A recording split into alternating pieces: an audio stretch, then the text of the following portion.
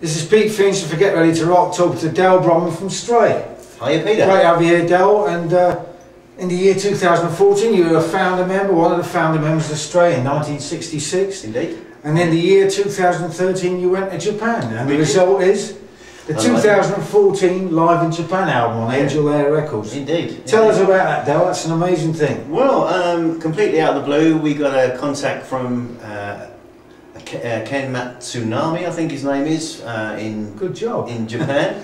Matsutani, Ken Matsutani, from Japan, who transpires he runs a little record label out there, Captain Trip Records. I think I know the guy. And big fan of Stray and of kind of bands from that era, and American, predominantly British, but American too. And he asked if it would be interested in going over and doing some shows. I was a bit sceptical at first, because when you get these things out of the blue, the next thing I thought, oh, he's going to ask me for my account because he wants to put some money in my account, you know, one of those. But anyway, as luck would have it, Pete French from Leafhound, he'd been over there. He'd been over and done the same thing, and he said to me, Del, you got to do it because they treat you well. It's a good deal.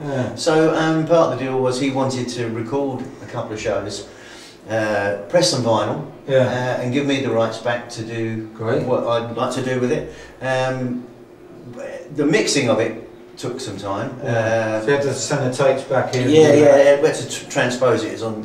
But anyway, a lot of hard work, and Chris Surgeonor engineered it. He done a great job on that. And Angel Air Records, I played it to them, and they loved it. So here we are. And this, we'll come back to this, but this goes hard on the heels of your solo album, 9 Yards, which is also on Angel Air. It is. Which was a completely different project from Stray, wasn't it? Yeah, it was really. It was a bit more unplugged and a bit more. Yeah, I suppose a bit more rootsy, I suppose they call it, if you like. It was just. It came at the right time, really. Stu, the bass player, decided he wasn't going to play in the band anymore. I wanted to go in and do some songs, and initially that album was just a few demos to see how it came out. But I liked what I was hearing. It was kind of not an overproduced album. It was just almost like a little band in the studio. Almost live in the studio. I did the instruments on it, but then I thought he was the best drummer I know, so I had to grab Carl again, Carl Randall from Stray. Holding the camera. God bless he's done a wonderful job. So that was it. I've also got guests, Cherry Lee Mewis and Robbie Matthews, who ended up playing bass with the band. You know, Robbie's played some harmonica on there and backing vocals. I had a song called What Goes Around, which I thought would be a kind of a duet, so I thought I'd love to get Cherry's voice on it, and you know, I think she's done a fantastic job. And she's appeared on some of your festival dates this year as well. She has, and that was just something. I mean, I said to the guys, I'd like to do something different than we've done before when we've done those shows, and I said to the guys, how about, you know, in the middle, we've got my album out as well, which we're promoting. How do you feel about Still that? Promoting. So we did that, and also the other sweet thing was we had our old guitar player Pete Dyer. He played a couple of festivals with us, and that was great too. So we could mix the set a little bit, bring some songs in that he sang, bring the couple of things in that Cherry sang, and I think it worked well actually. And did that mean that after you'd done all that album of your own, that you came back to Stray with a fresh kind of approach? I think it does, yeah. It kind of, with me, I just love music. I love playing music and writing songs. It's that it just kind of re-energises you, whatever you do. You know, I enjoy playing with other people as well. But no, it's all part and parcel of the same thing. And as part of the, we should mention this, as part of the Roots thing last year, you won a Lifetime Achievement Award at the British Blues Festival, which is rather remarkable. I did. That was a big surprise. And well deserved. Well, it was a big surprise to me because I actually thought I was going along to present it and present one to some people, and somebody let the cat out of the bag. You see, and it was myself. I mean, I was in good company actually. Myself and Andy Fraser and Tony McPhee. So the three of us got the awards, which I'm completely surprised about. You know. Yeah. So let's get back to the Live in Japan thing for a moment. Were you surprised that, I mean, I've seen some of the clips on YouTube, and apart from the fact the clubs were full, they all seem to know the songs. that was unbelievable. Yeah. Are they all record collectors over there then? They are. No, they are. We turned up and they were there hours before we were due to play with carrier bags full of albums, and some of them had more vinyl than I've got. You know, just on their impulse and things. Yeah. But they're real avid collectors, and quite clearly that's what Captain Tripp. Yeah. That was his motivation, I think. Yeah. He knew it would. Sort of the niche in the market. Yeah. And that was great. And then, as you say, the audiences knew the songs, and it was weird because it was a little bit like playing a home crowd. Yeah. Because I didn't expect that. You know, sort of gone all that way. So you were stuck for 10 hours in the traffic jam. No, so you know, I was, you know, having done the flight and settling in the hotel, I thought to myself, oh, this could go horribly wrong. Played to 12 people, but as it turned out, you know, the venues were packed. So does this mean then that being that wonderful guy's involvement, that there's going to be some stray stuff that we might not see on vinyl over in Japan then? Is that the... You just don't know, because as I say, I saw people with stuff out there that I'd never seen before. From before? Yeah, from way back when, you know. I mean, there are a couple of other tracks that we didn't include on this, but so they might...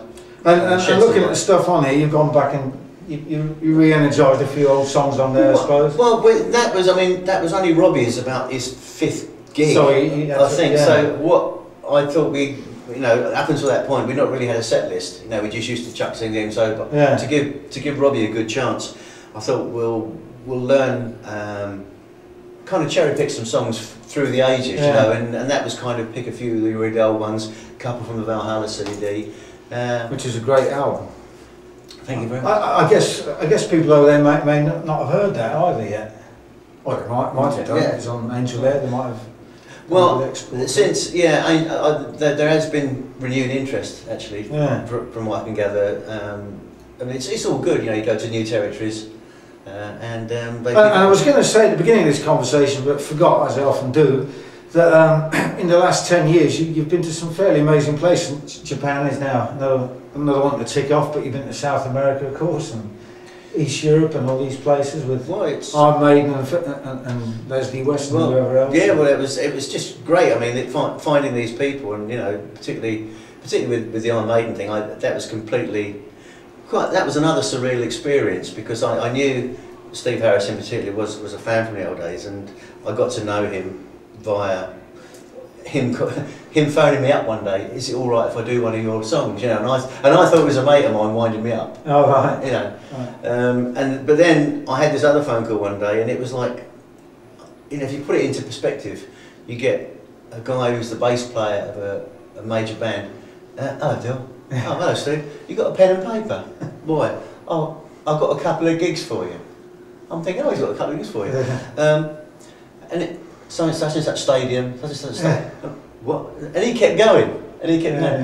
Oh, this is a proper tour. Yeah, that's right. And Steve's an ordinary guy, so matter of fact. But it's just really an odd one to get. And did you do 2 legs of that? We did, yeah. We did like Spain and France. Most of sort of Central Europe, Germany, Austria, and we came home. And a band called the Murder Dolls did Scandinavia. Yeah, good band. Yeah. And then they called us back, and we went into Eastern Europe then, you know, Prague and I can't remember now. But it was great. It really was good. New territories, and the same thing that people knew Stray's music. Well, they did. That was surprising. You know, you sort of we turned up at some of these festivals. I mean, the first gig we did was about a 10,500 seater stadium, and it went up to about 17,500. You have to readjust. And then we did a big like 100,000 festival. But the strange thing was, you get them.